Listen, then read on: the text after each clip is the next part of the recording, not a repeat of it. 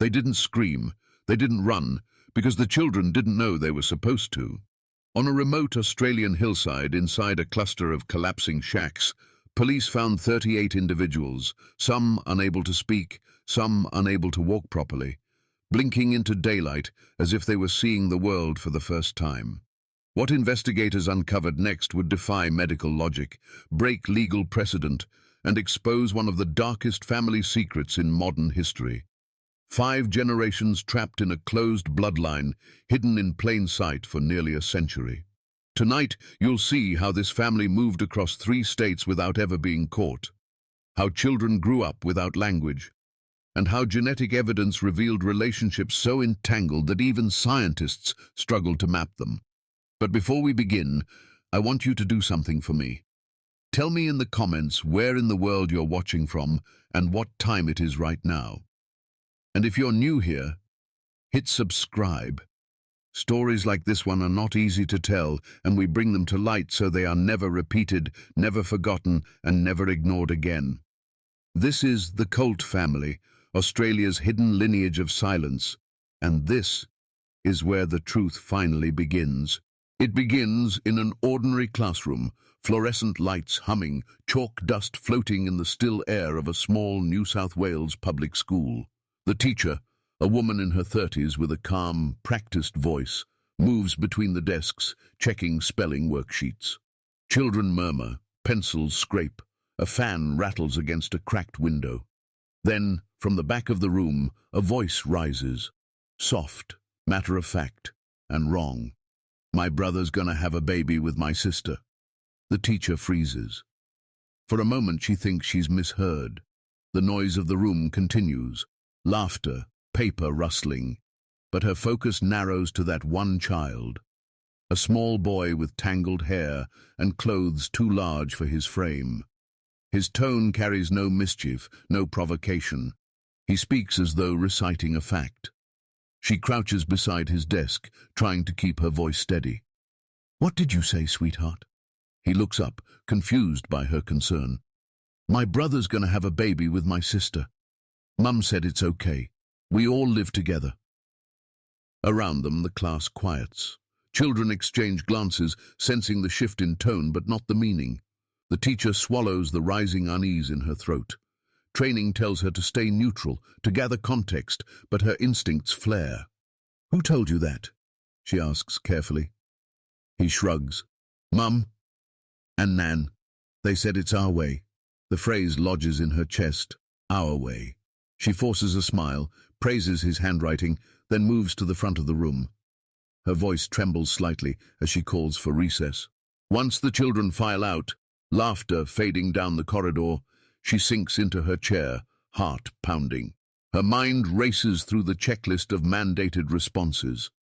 She's heard of neglect, of poverty, of families who fall through cracks. But this is something older.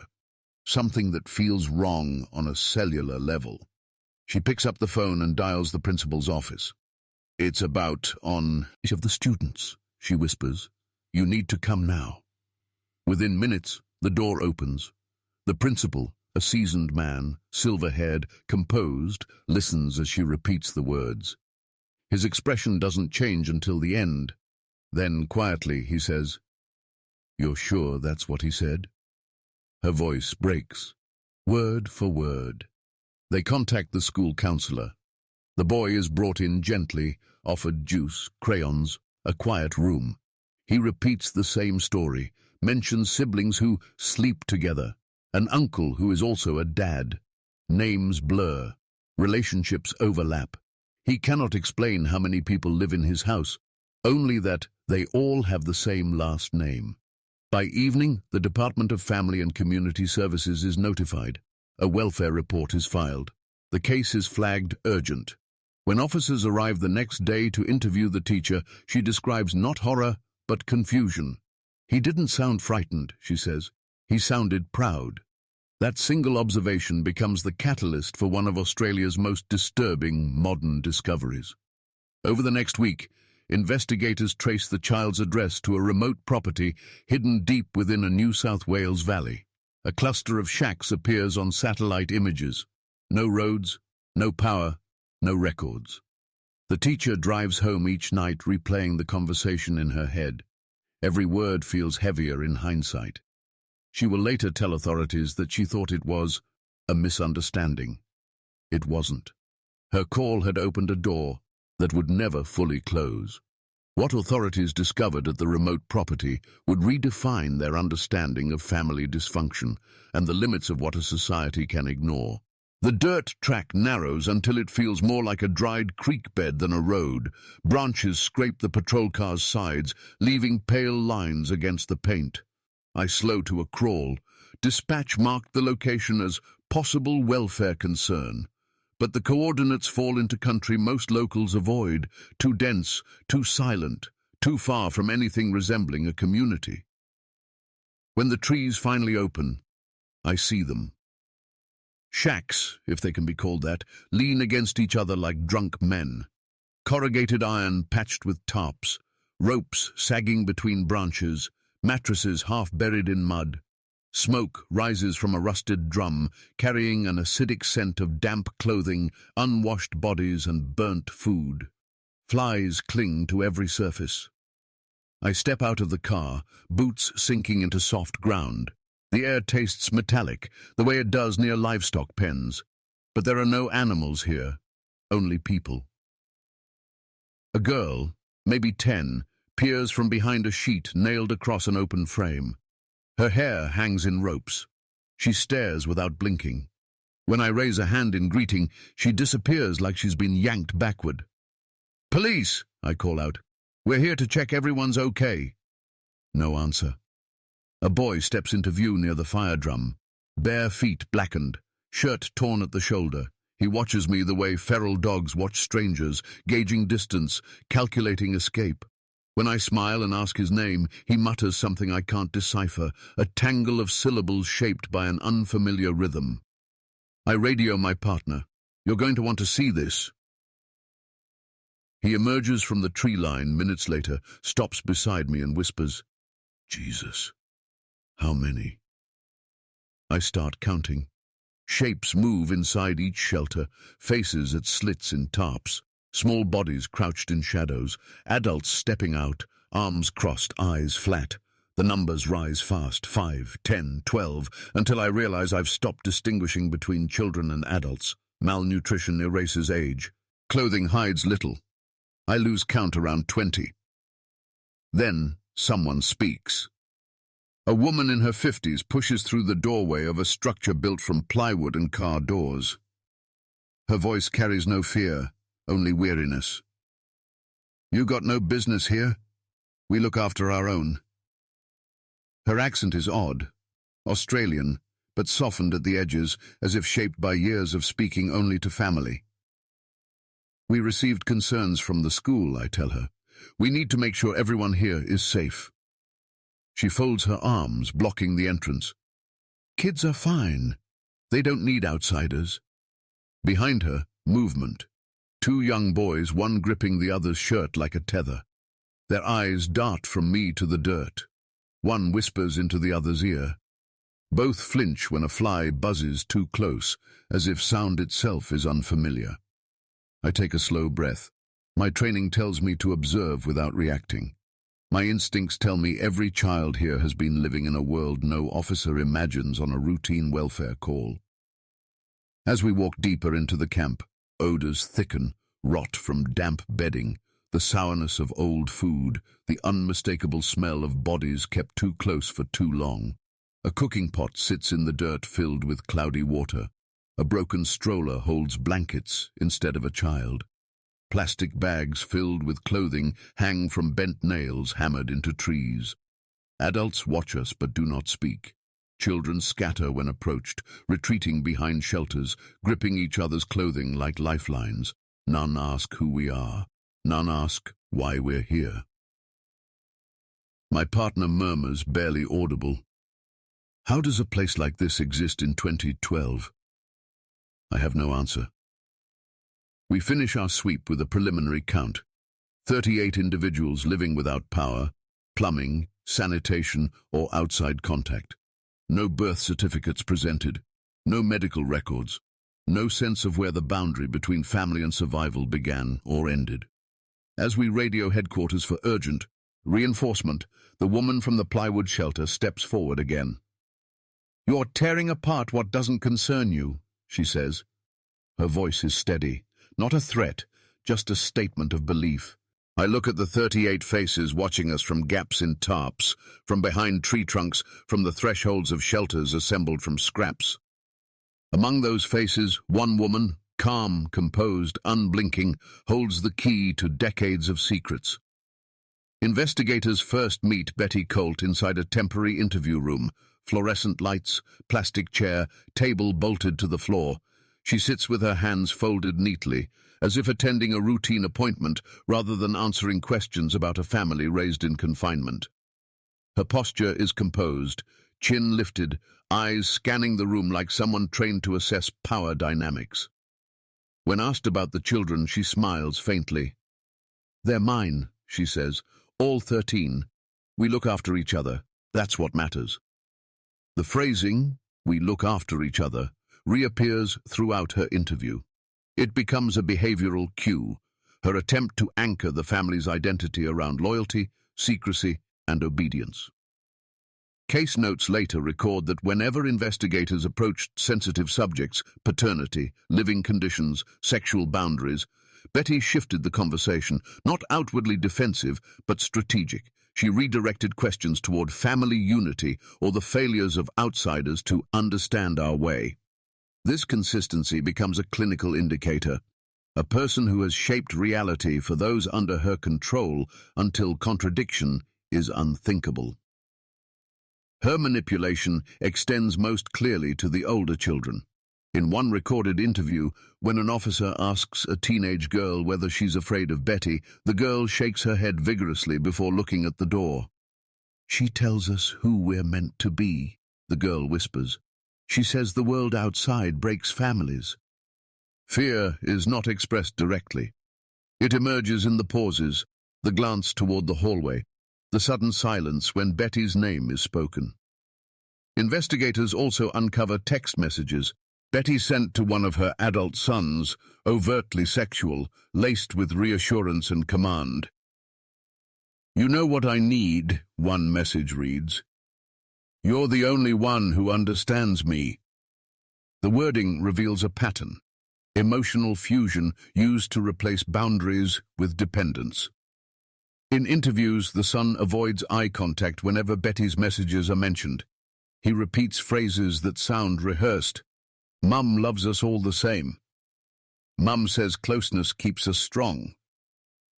Psychologists reviewing the case describe Betty's influence as totalistic. Control was not enforced through threats, but through identity formation. Children raised under her roof learned that distance from her meant disloyalty, and disloyalty meant losing the only community they knew. During a welfare interview, one boy recounts how Betty dictated sleeping arrangements. "Mum says who sleeps where," he says. "She decides because she knows the rules." "What rules?" the officer asks. He shrugs. "Just rules." Patterns emerge. Betty defines purity as isolation, loyalty as compliance, and affection as obedience. Those who resist are repositioned, both physically and emotionally, until they comply again. Investigators later review footage from the bush camp. In one clip, Betty walks through the settlement with slow, deliberate steps. Family members stiffen as she approaches. Small children move behind older siblings. Adults lean away slightly, watching her with a mixture of anticipation and restraint. She doesn't shout orders. She doesn't need to. People adjust themselves instinctively in her presence. When an officer attempts to speak privately with one of her daughters, Betty appears without being called. "She has nothing to say to you," she tells the officer, placing a hand on the girl's shoulder. The daughter nods, eyes downcast. "See? She's fine." This sequence becomes central to her psychological profile. Betty anticipates threats to her authority before they become explicit. She monitors proximity, conversation, alliances. Her control is maintained not through overt violence, but through preemptive intervention, cutting off relationships before they form, language before it expands, independence before it develops. Her 13 children were not treated as individuals, but as extensions of her narrative, pieces of a closed system only she could interpret. The family's isolation did not begin as circumstance. It was curated, reinforced, taught. And the roots of that control, the ideology she replicated, the behaviors she inherited, stretch back to the family's founding patriarch, a man whose decisions shaped everything that followed. Long before investigators stepped onto the bush property near Burawa, the family's trajectory had already been set in motion by one man, Tim Colt, the original architect of their isolation. His story surfaced only after genealogists and social historians traced decades-old welfare files, scattered rural property records, and fragments of testimony from surviving relatives who remembered him not as a monster, but as a presence, quiet, absolute, and unquestioned. Tim was born in the early 20th century in South Australia. Locals who remembered his childhood described him as withdrawn, a boy who preferred wandering the scrub to attending school. His father died young. His mother moved the family frequently, leaving little trace in public systems. By his late teens, Tim had already embraced a nomadic rhythm, working rural laboring jobs, avoiding community ties, and cultivating what one neighbor later called a belief that society poisons families. In the 1940s, Tim settled briefly on the outskirts of Murrumbidgee. There he began constructing the early framework of what would become the Colt family pattern: temporary camps, self-reliance, and minimal contact with outsiders. He developed a distrust of government and insisted that families shouldn't answer to anyone. Several witnesses recalled him refusing help from visiting clergy, telling one reverend, "Blood looks after blood. Outsiders bring trouble." By the 1950s, Tim had begun forming a closed household. Records indicate he partnered with multiple women across rural districts, fathering children who were often listed only under the mother's name or not listed at all. When welfare officers attempted home visits, Tim frequently relocated. Never far, just enough to stay ahead of scrutiny. Family members interviewed years later described a man who operated through silence rather than threats. A grandson recalled story he's passed down. If Tim walked into the room, people stopped talking. They waited for him to speak, even if he didn't.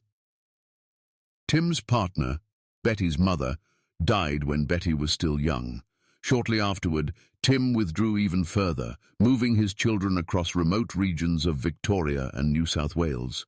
Temporary camps became semi-permanent. Children were kept from school. New babies appeared without explanation. Community members occasionally saw the group walking through town for supplies, but any attempt at conversation was met with quiet stares. In 1963, a Mudgee shopkeeper filed a welfare note describing a silent man with several children who seem afraid to speak. Nothing followed. Tim relocated again. By the 1970s, Tim's philosophy had solidified into rules, passed orally, never written.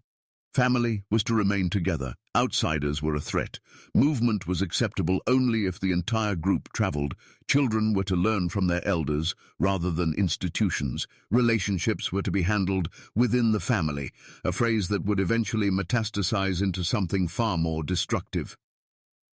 Betty, one of Tim's younger daughters, grew up inside this system. Her emerging authority in adulthood mirrored Tim's patterns: the quiet enforcement, the cluster of shelters, the grooming of dependents. But while Betty expanded the structure, Tim created its architecture. In one rarely referenced welfare transcript, an officer described speaking with a teenage Betty in the late 1970s.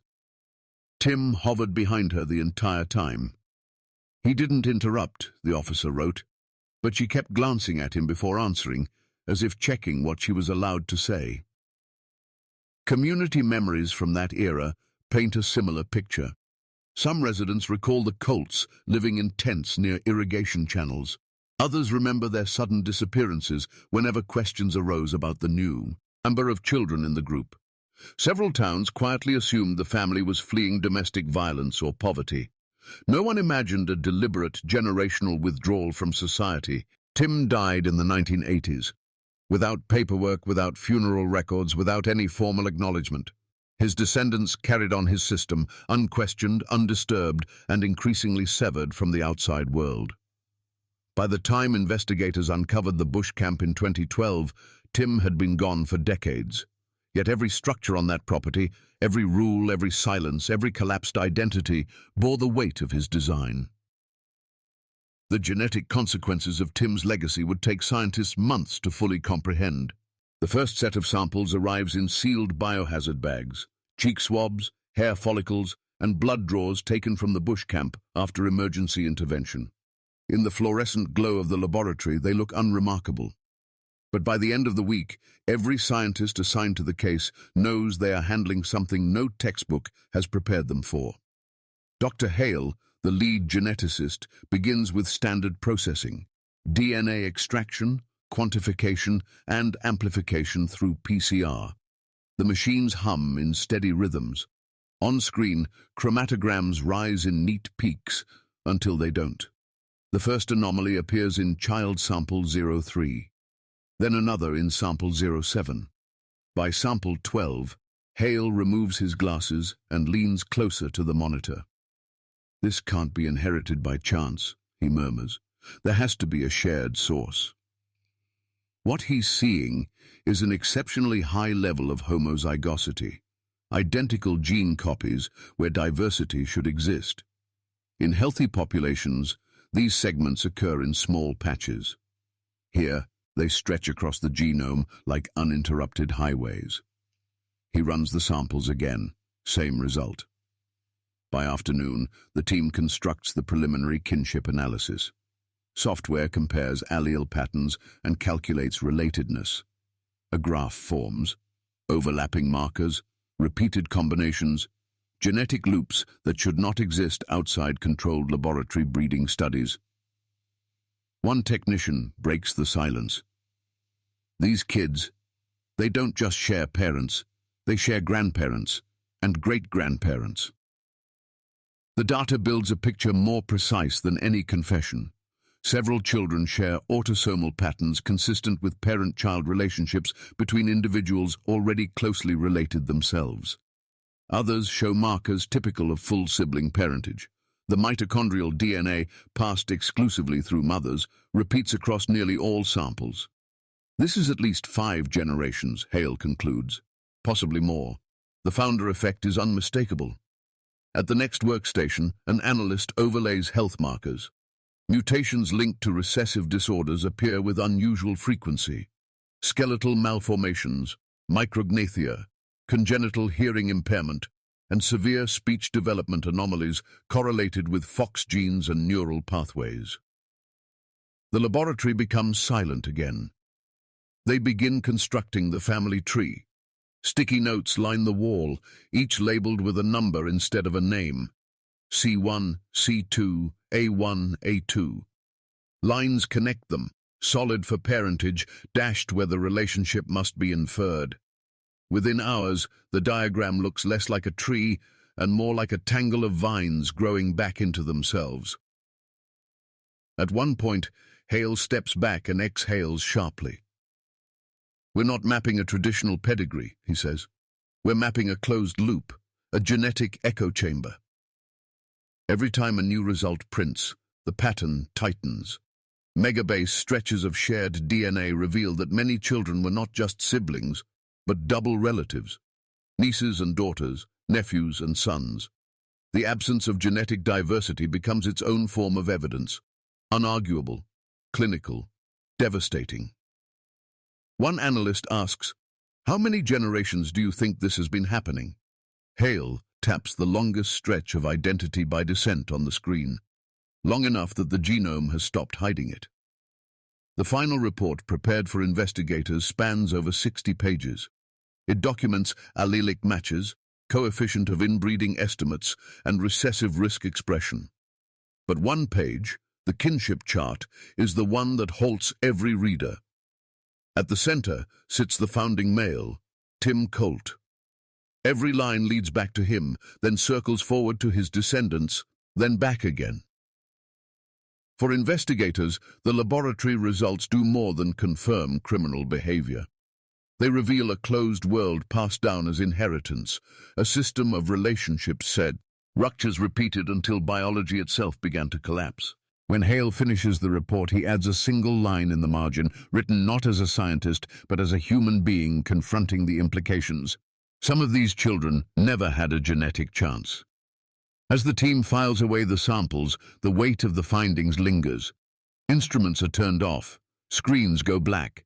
Yet the image of the family tree, compressed, looping, suffocating, remains fixed in every mind that saw it.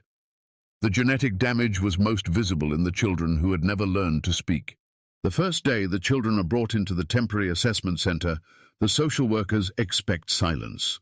What they find instead is something far more complex. Sound without structure, gestures without shared meaning, communication that has evolved in isolation. A boy of about 8 sits on the floor, rocking slightly, tapping 2 fingers together. When a social worker named Mara kneels beside him and asks, "Do you know your name?" The boy responds with a series of soft grunts, 3 short, 1 long, as if answering a question in a language only he understands. Mara tries again. "Do you want water?" This time, he pushes her hand gently away and pats his chest twice. Another child across the room mimics the motion. A pattern begins to emerge. Communication by rhythm, not words. A girl with tangled blonde hair attempts speech, but consonants collapse into vowels. Ia, una, me. She repeats the sounds faster when she grows frustrated, pulling at her sleeves. It takes nearly 10 minutes before Mara realizes the girl is attempting the phrase, "I want mum." The M sound is barely formed, swallowed by a developmental barrier that years of isolation have created. Case notes later described these speech patterns as non-standard vocalizations, but that phrase fails to convey the human reality. These children are trying to speak. Their bodies simply cannot shape language the way other children do. Another boy, around 12, communicates almost entirely through pointing. When asked to identify objects on a picture card, he taps the card's edge instead of the images. When staff place a cup, a book, and a ball in front of him, he lifts the ball and presses it to his cheek, humming softly. The gesture repeats throughout the morning, objects pressed to skin, humming rising in pitch, communication expressed through physical contact rather than verbal response. During a HEARI, Nung assessment, one child tries to articulate a simple sentence. Bah, bah, da. The audiologist leans in. Say it slowly. Bah, da. He stops frowning, then taps the table twice, his fallback signal for confusion or inability. Even the children's emotional responses are encoded in gesture. Anger is expressed by rubbing the palms together fast, fear by curling fingers into sleeves, hunger by tapping the front teeth with a fingernail. None of them initiate conversation. All of them respond to tone before words. Mara grows increasingly frustrated, not with the children, but with her own inability to meet them where they are. In her notes, she writes, "They look at my mouth as if speech is something they must decipher, not imitate." The breakthrough comes late one afternoon. A small girl sits alone at a table, drawing circles on a scrap of paper. When Mara approaches, the girl pauses, then draws 2 circles touching. She taps one circle, then taps Mara's chest, taps the second circle, then taps her own. "Are you saying, 'you and me'?" Mara asks carefully. The girl nods once, firmly. It is the first clear gesture of relational recognition, a moment of shared meaning. Mara records it with trembling handwriting.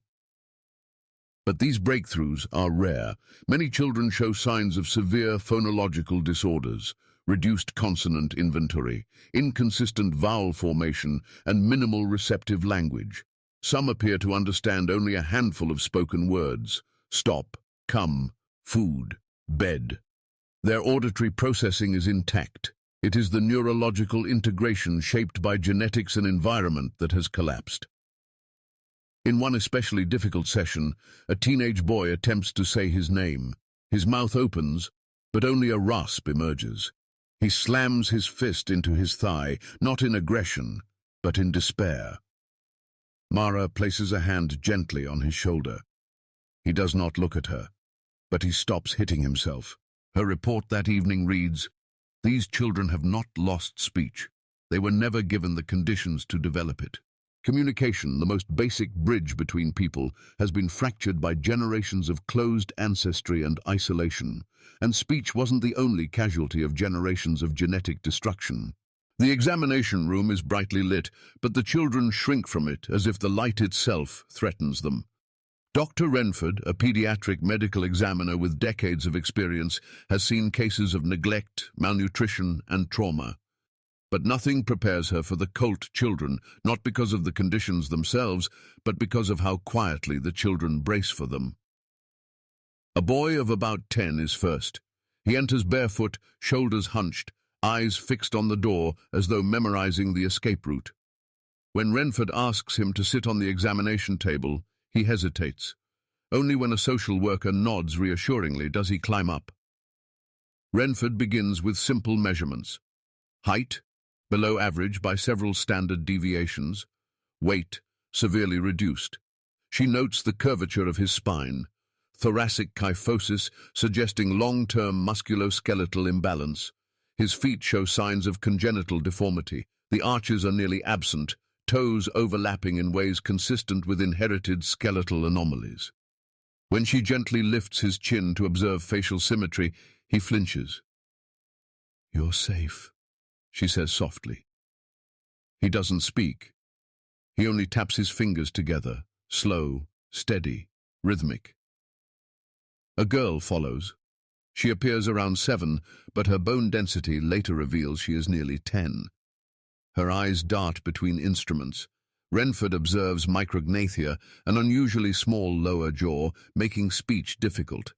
Her palate is high and narrow, another marker seen in homozygous recessive patterns. When asked to open her mouth, she complies, but her tongue reveals thrush, a fungal infection that has gone untreated for months. Renford dictates into the recorder. Subject exhibits significant oral colonization, poor hygiene likely exacerbated by limited water access. Her tone remains clinical, but each observation weighs on her. During a hearing check, one child recoils at the beeping tone, too loud to, "Oh, foreign." Another shows no reaction at all. The audiologist notes suspected conductive hearing loss, possibly congenital. Many of the children have elongated limbs, but underdeveloped musculature. Knees angle inward, ankles bow. One boy's femur appears slightly rotated, a condition that should have been corrected early in life but was left to progress.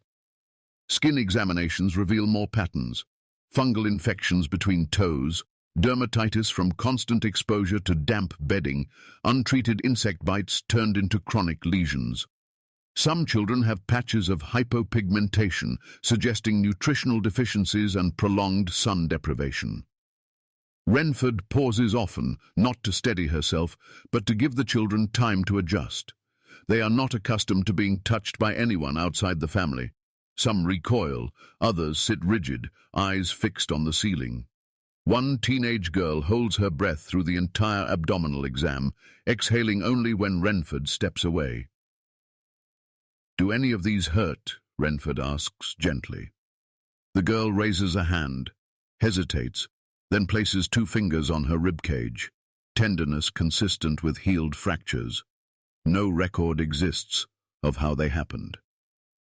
The medical team works quietly around them, documenting without judgment. They photograph skeletal anomalies, record joint laxity, measure limb proportions.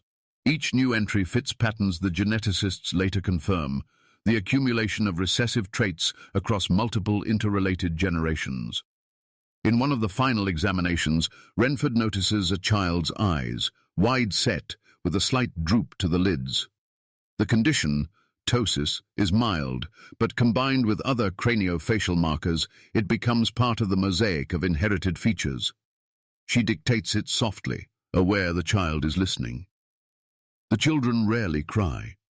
They withdraw instead, folding into themselves, clutching their shirts, or gripping the examination table's edge. And one boy trembles during a chest X-ray. Renford wraps a blanket around him, more for reassurance than warmth. By the end of the week, the team has charted abnormalities across nearly every child, patterns that trace back not to single events, but to decades of genetic closure. These physical manifestations were just the visible evidence of decades of movement and concealment. The Colt family's movement across Australia forms a trail of almost discoveries, fleeting sightings, brief welfare concerns, and missed chances that, in retrospect, chart a nomadic system designed to remain invisible. 58. Riverland, South Australia. Tim Colt establishes the first documented camp near Renmark. Locals recall a cluster of tents along an irrigation ditch. A fruit picker who worked nearby later tells investigators they kept to themselves. Kids never came into town. When someone got curious, they'd be gone the next week. A welfare worker attempts a home visit in late spring. By the time she arrives, the camp has vanished. The record is filed under Family Relocated, no further action. 57. North Victoria, the family reappears along the Murray River. They construct makeshift shelters from tarps and wire mesh. Fishermen see children playing in the shallows, but cannot identify which adults belong to them. A local teacher reports seeing 3 small siblings wandering barefoot near the highway, but no names are attached. It becomes another untraceable note in an under-resourced district office. 74. Murrumbidgee region, New South Wales. Tim rents a small block of land on the outskirts of a farming town. Property records show a brief lease under a false name. The Colts stay long enough for 2 births to occur, neither registered. A neighbor later recalls hearing children at night, but never seeing them in daylight. One of the girls came to the fence once, he says years later. Didn't speak, just stared.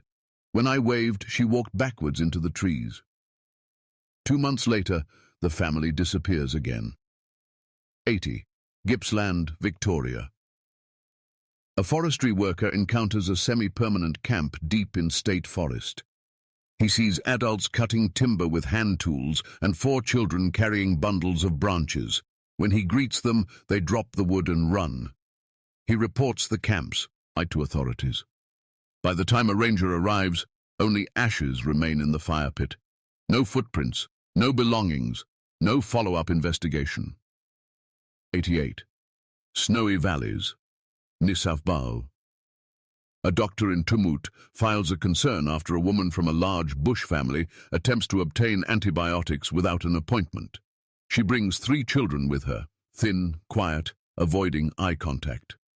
When the doctor asks their ages, the woman responds, "We don't count by years." Before he can alert welfare services, she leaves. 97. Central New South Wales. Authorities finally begin to see a pattern.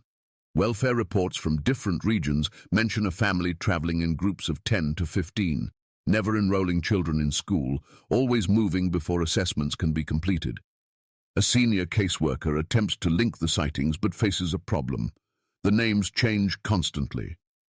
Colt appears in some forms, but more often the family uses common surnames to blend into records. 1. South Coast, New South Wales. A caravan park manager reports a quiet family living in the bush behind the property. He describes unusual sleeping arrangements, teenagers and younger children sharing one tent. When he approaches to ask about paperwork, they pack up overnight. 8. Near Wagga Wagga, a farmer follows smoke into a remote gully and finds a camp with at least 15 people. He offers food. A young girl accepts it without speaking. An adult male intervenes, saying, "We don't need help." The farmer later tells police, "Something was wrong. The kids wouldn't look at me.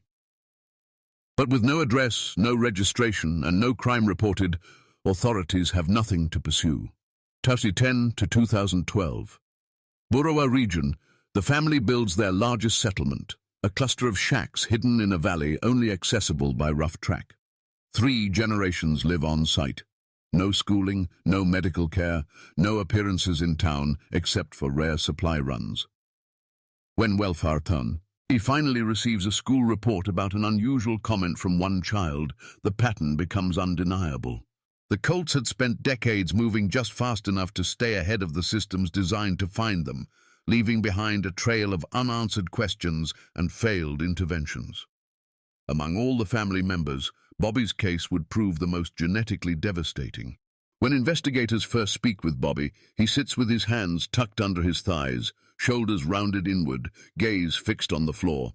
At 16, he appears younger, both physically and emotionally.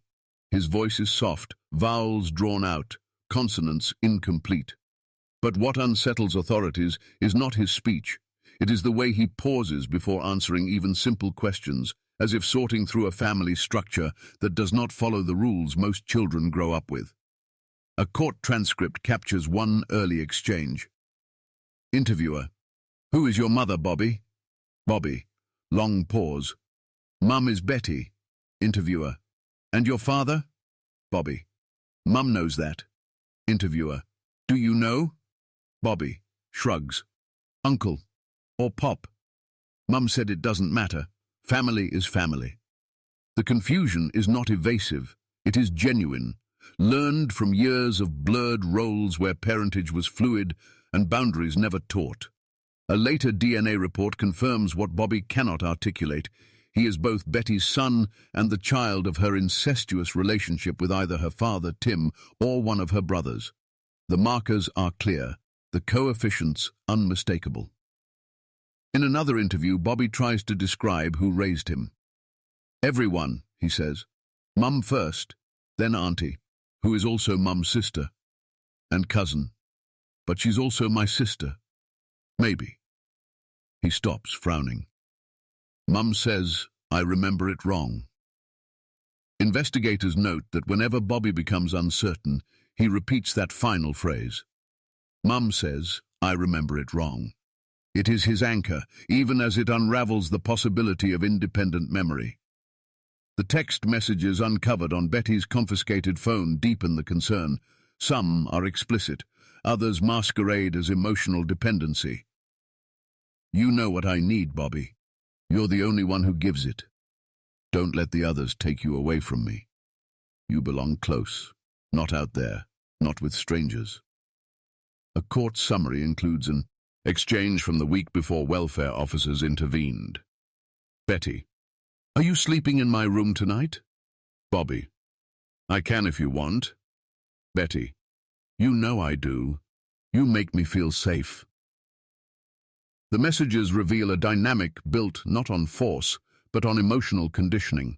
Bobby groomed into believing proximity was love, compliance was loyalty, and secrecy was survival. Psychologists reviewing the case observe that Bobby does not describe Betty with fear.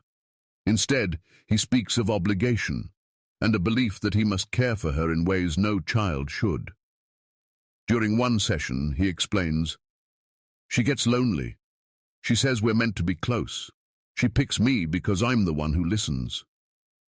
His therapist asks, "Did you ever want to say no?" Bobby looks confused. "Why would I? Mum says family doesn't say no." The statement becomes one of the most cited lines in the psychological report, evidence not only of abuse, but of a worldview shaped entirely within Betty's system. Consent, autonomy, and boundaries were concepts he had never encountered. Authorities also document the physical impact of his lineage: reduced muscle tone, delayed cognitive processing, congenital markers consistent with high levels of homozygosity. Yet Bobby does not attribute these difficulties to illness or genetics. In his mind, they are simply part of being a Colt. The court notes reflect this internalization. He defines himself by the family structure, not by individual identity. He lacks the schema to differentiate between familial roles. He views external authority as temporary interruption, not rescue. In group therapy, when another child mentions having a father separate from a mother, Bobby asks, genuinely curious, "How does that work? Don't they all live together?" When a staff member later explains the concept of unrelated parents, he listens intently, but finally shakes his head. "That's not real. Famil. Stay together," Mum says. Despite the psychological weight he carries, there are small glimpses of clarity. When shown a diagram of a traditional family tree, Bobby studies it quietly before saying, "That looks easier than ours." It is the closest he comes to acknowledging the damage done to him. As welfare officials prepare the case file for court, one conclusion becomes clear. Bobby's survival is remarkable, but his trauma runs deeper than any injury that can be recorded in medical charts. His rescue, and the rescue of all the children, would require the largest family removal operation in Australian history. The convoy reaches the valley just after sunrise, 4 police vehicles, 2 child protection vans and a medical response unit trailing behind. Mist clings to the ground, softening the outlines of the makeshift shelters, but nothing hides the tension pooling in the air. Today, authorities will remove 38 people from the only world they have ever known. Senior Constable Ward steps out first, hand raised to signal silence. "Everyone stay tight. No sudden movements. They'll be terrified." The plan has been rehearsed for days. Officers to secure the perimeter, social workers to make first contact, medical teams ready for immediate triage, but plans rarely survive first contact. As the team moves toward the central clearing, the camp erupts in motion. Children scatter between shelters. Adults freeze in place. One teenage girl bolts toward the tree line until an officer gently intercepts her. "It's okay," he says, palms open. "We're not here to hurt you." She doesn't speak. She only presses her forehead to her arm, breathing in short, panicked bursts. Inside the largest shack, 2 younger children cling to a rusted bed frame. A social worker crouches low, voice steady. "My name is Karen. We're going to take you somewhere safe."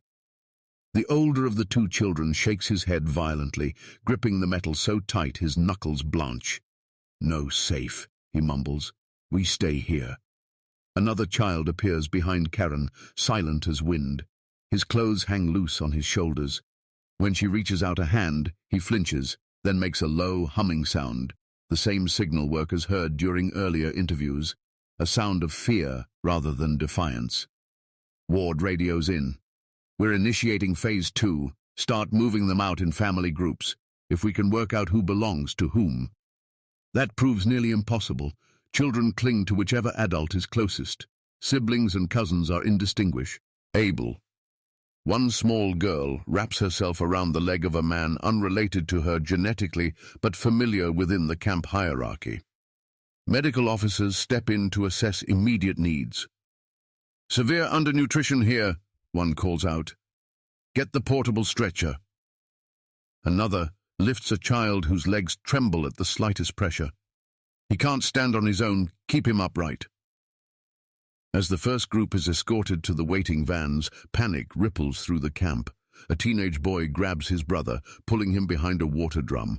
When an officer approaches, the boy raises his hands, not in aggression, but as a shield. "You can come together," the officer says. "We won't split you."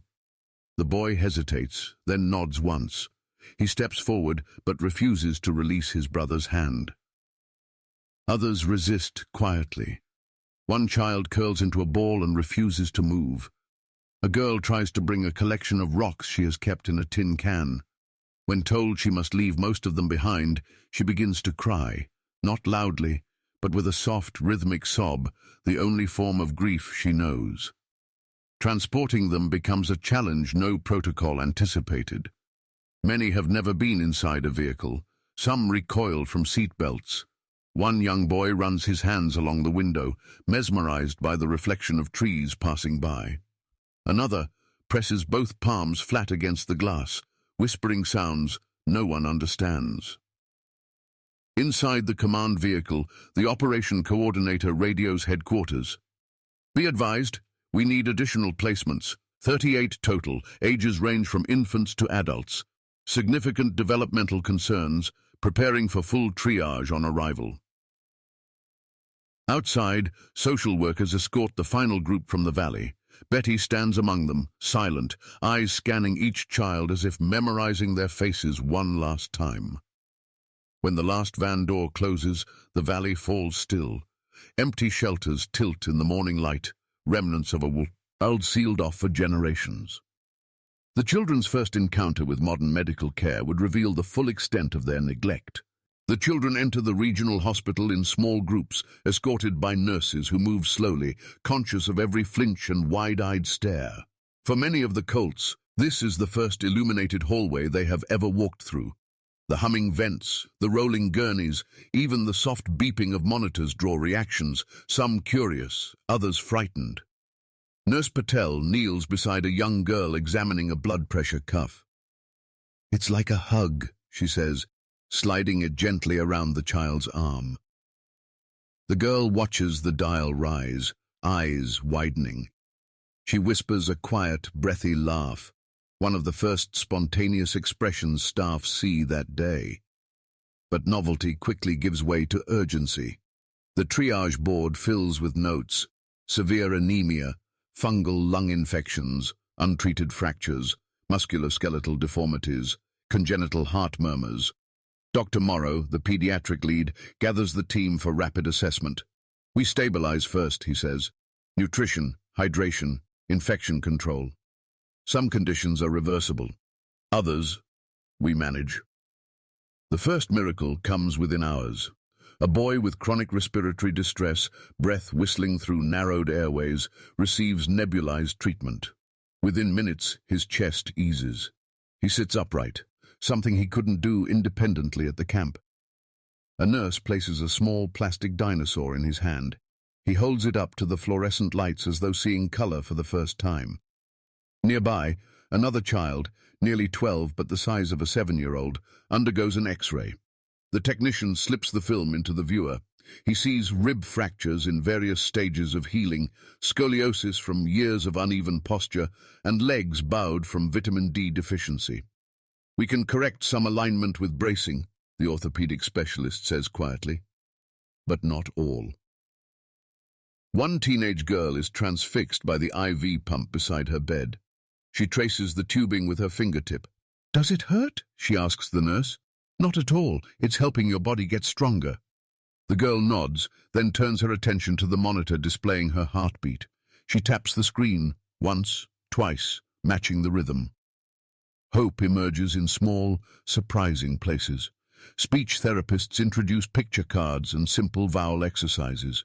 A boy who had previously communicated only with grunts manages his first shaped consonant. M. The therapist beams. He smiles shyly, as if unsure whether the sound belongs to him. Yet the limitations become clear just as quickly. One child's hearing test reveals irreversible damage, likely congenital. Another shows signs of neurodevelopmental impairment that no amount of therapy can fully resolve. A genetic counselor reviews the charts, pointing to patterns across siblings and cousins. "These conditions didn't come from neglect alone," she explains. "They are the outcome of generations of shared ancestry. Some paths simply can't be reversed." A heartbreaking moment unfolds during a dental exam. A young boy grips the chair so tightly his knuckles turn white. When the dentist lifts the mirror to examine severe enamel erosion, the boy shuts his eyes and hums in a low, steady tone, his self-soothing signal. The dentist lowers the mirror and speaks softly. "You're doing well. We'll go slowly." Even experienced physicians find themselves affected.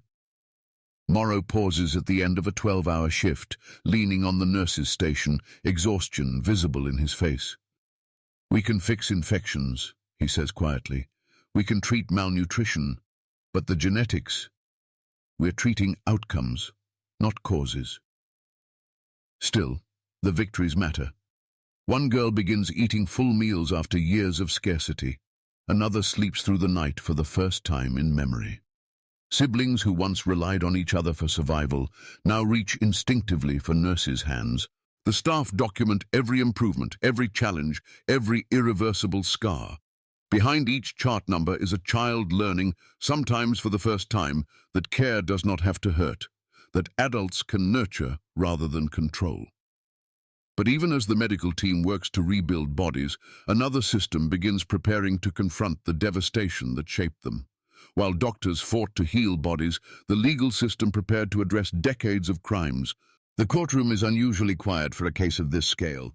No cameras, no public gallery, no sensational headlines waiting outside. A suppression order blankets the proceedings.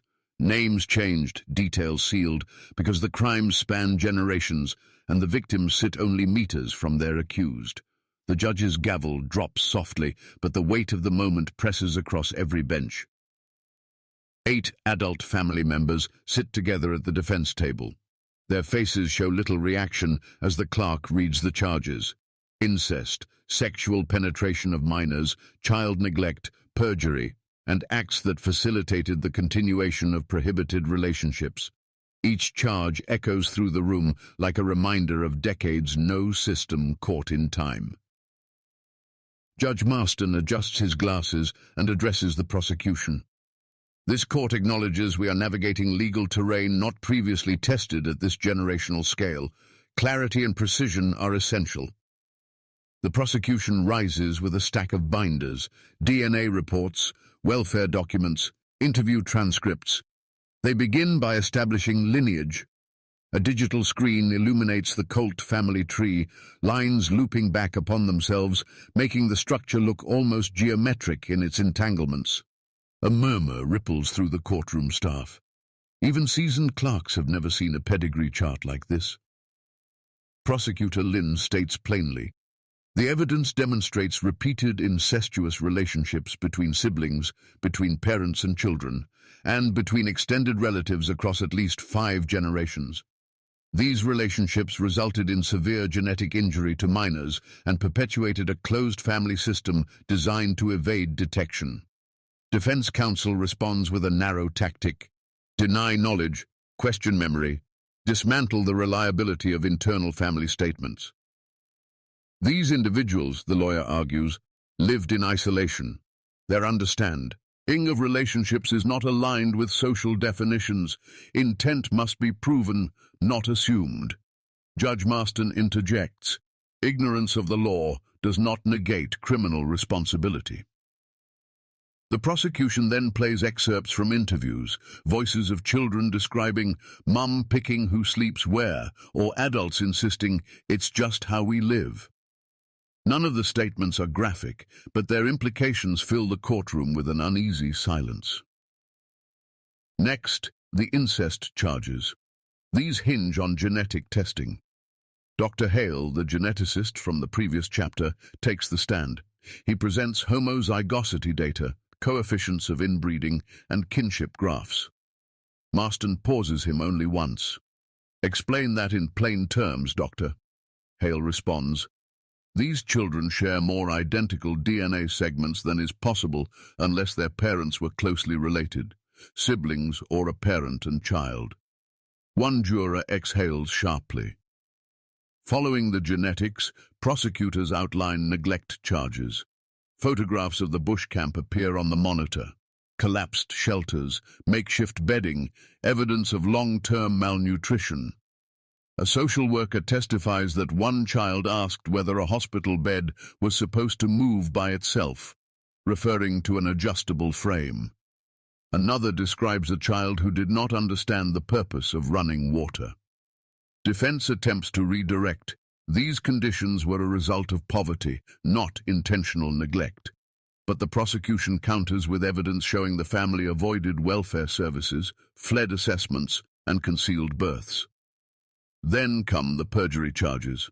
Statements given to welfare officers claiming children were unrelated, documentation forged to obscure paternity, false names used during decades of movement. The judge calls these actions systemic evasion, a pattern that reinforces the central prosecution argument. Generations of intentional concealment Throughout the proceedings, the accused remain largely silent. Only Betty watches each witness with fixed attention. When one transcript quotes her telling Bobby, "You're the only one who gives me what I need," she closes her eyes briefly, not in shame, but in calculation. After days of testimony, Judge Marston delivers a pointed instruction to the court. These crimes did not occur in isolation or in a single moment. They formed a pattern, embedded, repeated, and justified from one generation to the next.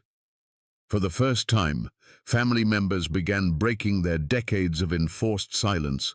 The interview rooms are quiet by design, soft lighting, fabric chairs, a box of tissues on each table. But nothing softens what happens inside them. For the first time, members of the Colt family begin to speak about a life shaped by secrecy, hierarchy, and a belief system inherited rather than chosen. The first to talk is a young woman in her early 20s. She sits with her hands clasped tightly, knuckles white. When the recorder clicks on, she takes a long breath. "We didn't think it was wrong," she says. "Mum said families stay together, that outside people try to break us." Her therapist, seated beside her, watches for signs of distress. "When did you start questioning that?" he asks. She hesitates. "When I saw the hospital lights," she whispers. "I didn't know things could be that bright." Her statement becomes a turning point in the psychological evaluations. For years, clinicians assumed resistance or manipulation might cloud testimony. Instead, they find confusion, deep, layered, and genuine. These adults had never been given the language to describe abuse because they had never learned the concepts that define it. Another family member, a boy of 17, sits with shoulders squared as if bracing for punishment. "Did anyone tell you not to speak to us?" the interviewer asks. "No," he says. "We just don't talk. Not about rules, we just know them." "Can you explain the rules?" He shakes his head. "You feel them. If you don't follow, Mum gets quiet. That's worse than yelling." Psychologists note this pattern repeatedly. Control not enforced through violence, but through emotional withdrawal, favoritism, and identity shaping. One report reads, "The matriarchal authority was internalized. Disobedience equated to abandonment." A teenage girl offers a glimpse into how children interpreted relationships. "We didn't know words like uncle or cousin," she expounds. "Planes. Everyone was just family, some closer, some chosen by Mum." "What do you mean by chosen?" "She picked who slept where. That meant who you were close to." Her voice breaks only once, when describing her first night in care. "They gave me a toothbrush," she says. "I didn't know how to use it. I pretended, so they wouldn't think I was stupid." The therapist gently intervenes. "You weren't stupid. You were uninformed." She nods, wiping her eyes. An older man, one of the accused adults, speaks in halting sentences. He is not defiant. He is disoriented, as if the world has shifted too quickly. "Tim said outsiders lie," he tells investigators. "Said they'd take us away." "When did you last have contact with someone outside the family?" "Maybe when I was a kid. A shop once. I remember colors everywhere. Too much noise." "Did you want to leave the camp?" He frowns. "Leave? For what? Everything we needed was there. That's what Betty said." His therapist later notes, "His reality is not built on deception. It is built on absence of alternatives." The most emotionally complex testimony comes from Bobby. Sitting in a room he has now visited dozens of times, he speaks in fragments, piecing together memories with hesitancy. "Mum said I had to look after her," he repeats.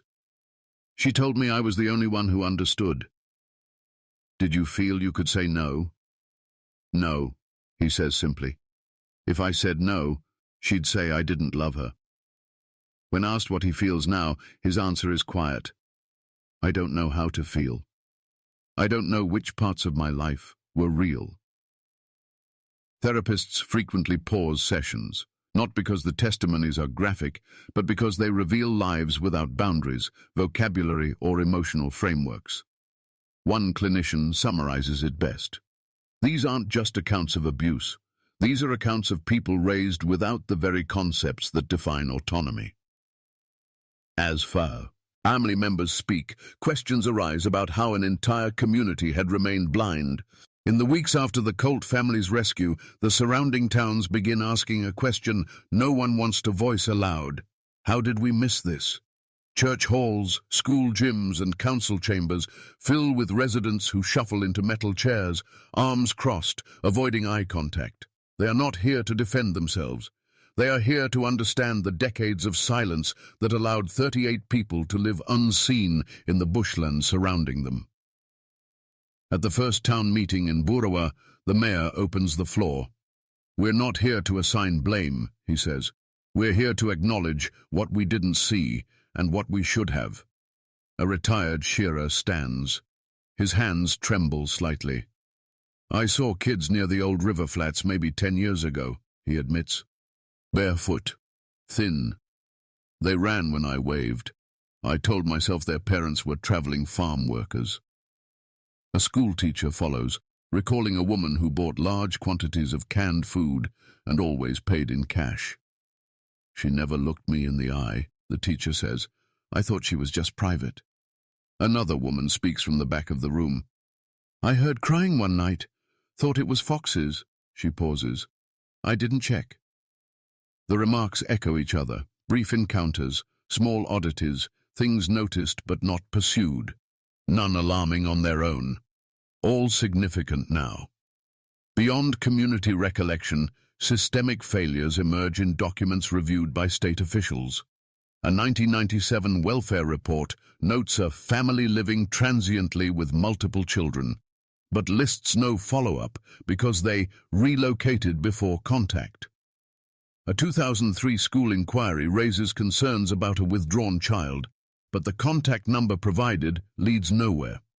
In 2008, a GP reports a woman requesting antibiotics for several children not present in the clinic, but when he attempts outreach, the bush track listed as their address is impossible. At the second town meeting, frustration rises. "We weren't trained to see this," a former shopkeeper says sharply. "No one thinks family groups are living in the scrub in the 21st century." "But we did see things," a farmer interjects.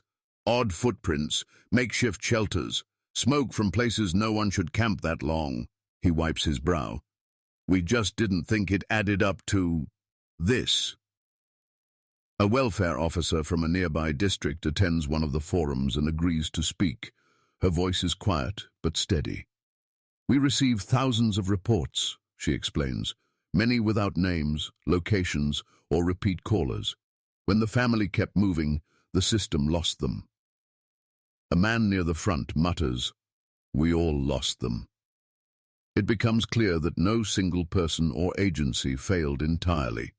Instead, the Colts lived within a web of missed connections, rural distance, inconsistent reporting, underfunded services, and a culture of minding one's own business. Even local history plays a role. Older residents recall generations of itinerant families who lived semi-nomadic lives along stock routes. "We assumed they were just another bush family," one elderly man says. "Didn't think their world was closed like that." As testimonies accumulate, a pattern emerges. Signs seen in isolation lacked urgency. Only when placed together, children who fled from strangers, adults who refused medical care, camps that appeared and vanished overnight, do they reveal the larger truth. A counselor attending the meeting summarizes it gently. People see pieces, rarely the whole. At the final forum, a woman stands to speak for the first time.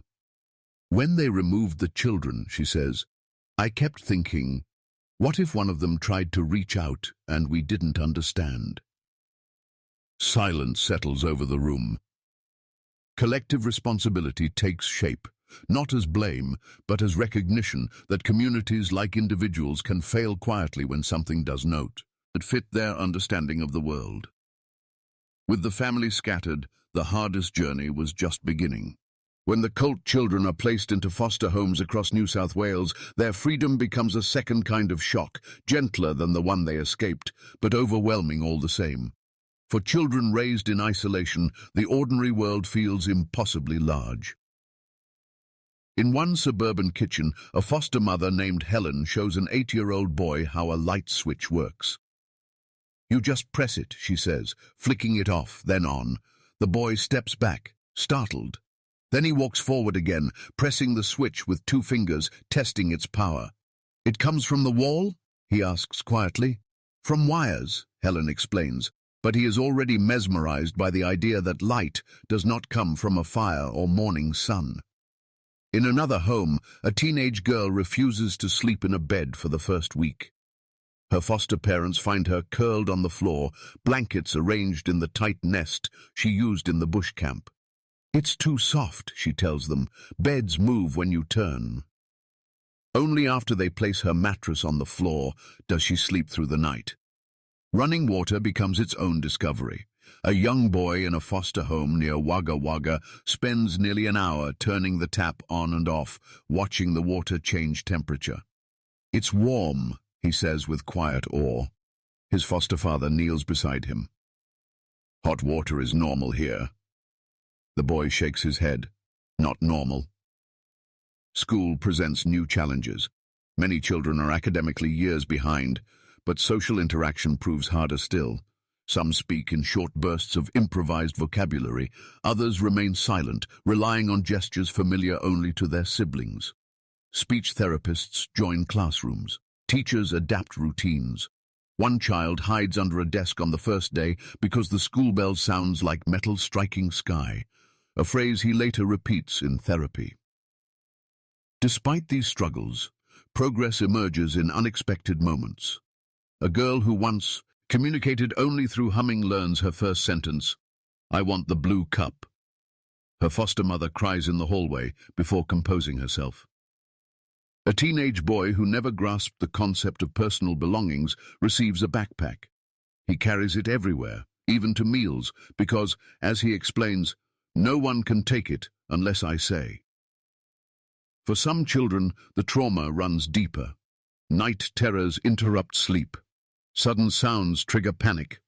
A few attempt to return to the bush, walking barefoot down suburban streets until stopped by neighbors. Psychologists note patterns consistent with attachment disorders, developmental delays, and chronic anxiety shaped by years without structure. Foster parents document everything, often with worry. "He doesn't understand privacy," one writes. "He panics when someone showers with the door closed." Another notes, "She thinks family means whoever shares her bed. We're reteaching what safety looks like." Permanent removal orders are issued within the year. Courts determine the Colts cannot be reunited with any biological adult. Children are placed into long-term foster care or therapeutic homes. For some, adoption becomes a possibility. For others, teens too old for early intervention, the path forward is uncertain.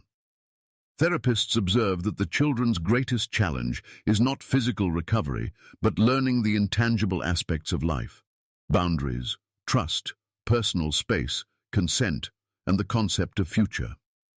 Most of them lived moment to moment, a clinician explains. Planning is foreign to them. Yet hope threads through their adaptation. One girl joins a school choir, her voice quiet but steady. A boy excels at building models, fascinated by systems that follow rules. Another child, once terrified of strangers, begins waving at neighbors during evening walks. Still, the long-term consequences linger. Medical follow-ups continue for congenital conditions. Genetic counseling remains part of their futures, and while many children thrive, others struggle to reconcile two worlds, one they were born into and one they are expected to join. In the end, the Colt children are scattered across the state, each beginning a life shaped by resilience rather than isolation. They are free, but freedom comes with its own learning curve. The world they enter is vast, structured, and filled with unknowable expectations. But for the first time, it belongs to them.